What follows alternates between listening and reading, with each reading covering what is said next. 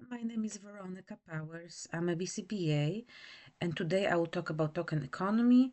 The materials and presentations are from CPPI Grant Initiative at Wareham Public School. So generally, what is token economy and when to use it?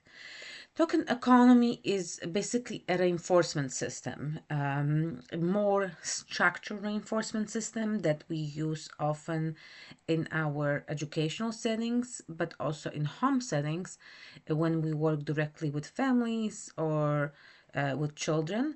But a lot of families use it on their own to support their children.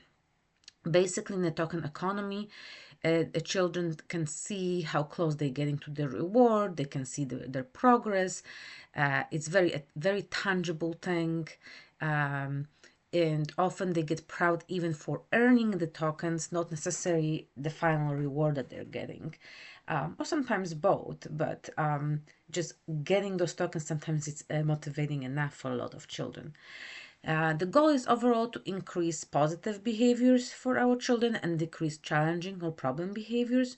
So that's how typically token economy works, that they need to do something in order to receive those tokens and also sustain from some sort of challenging problem behaviors. And once they collect a specific amount of tokens, those tokens are called secondary reinforcers. So they are reinforcing for children, but they're not necessarily a reward itself. So once the child collects a specific amount of tokens, whatever was decided, then the child can exchange or trade those tokens for their primary reinforcer. And primary reinforcer, it means, is just a reinforcer that they really want to earn. And it could be different for different kids. So it could be things like activities, toys, food. So there's a lot of different reinforcers that the child can earn. And I'll be talking in one of my videos about common reinforcers for children, little children, and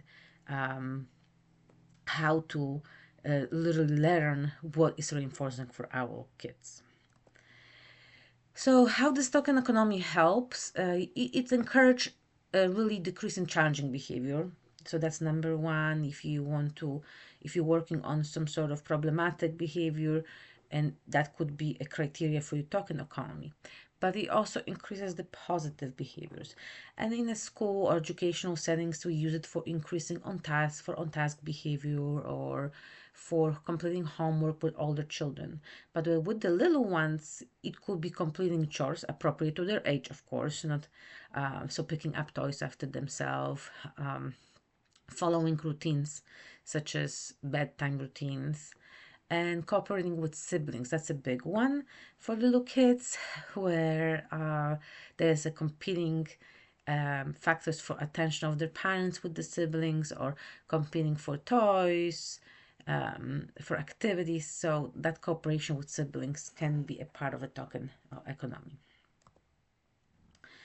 How do you use with little kids? So when you start using the token economy with your little ones at home, you really want to actually start with first and then. And in my next video, I'll talk a little bit more about first and then as well, and give some examples. But with the little kids, due to them not understanding yet token, you have to teach that component. So it's easy to teach by using first and then boards. Once they understand it, then you can move it kind of to a token economy. Token economies require some sort of waiting time for the children, and sometimes it is just an hour, sometimes it's a half a day, sometimes it's a whole day. With older kids, you can go for a week.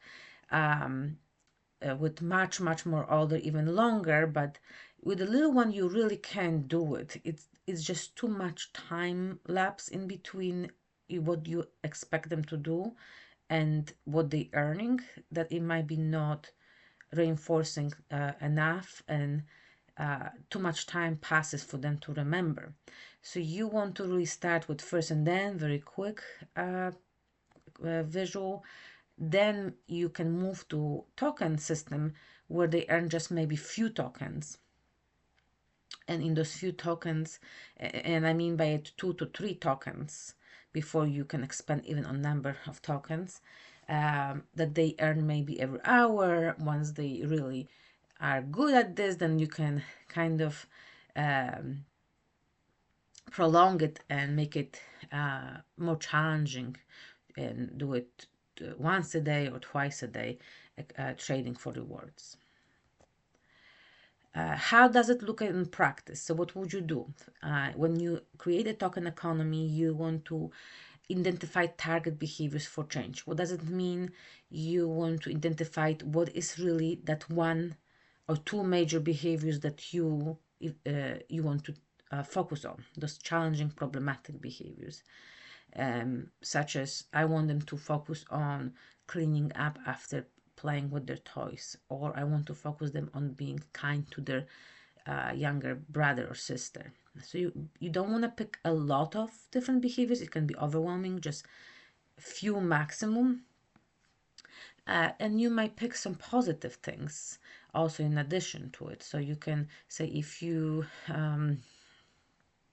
help mommy or daddy to clean up, the living room, even if it's just something small like picking up some pillows, then that can be that positive behavior that you want to reinforce.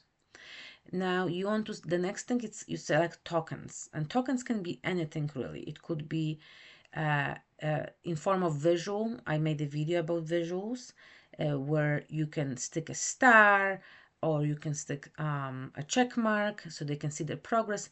It could be points that you write on piece of paper. It could be marbles. It could be like a special character, like a Paw Patrol cutout. So you can be very creative, depending on what your kid respond to and how interested they are.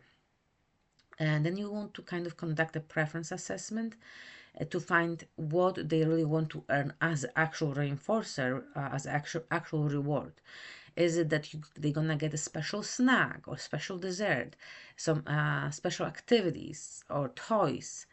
And the way I will talk more in my next video about preference assessment too, but really for professionals in our field, it's a little bit more complex how you complete preference assessment. For a parent, you just want to look at the things that your child likes and most likely would like to earn as a reward. So you might ask them, do you want to earn ice cream or cookies? And that might be enough to set up as reinforce that reward for them.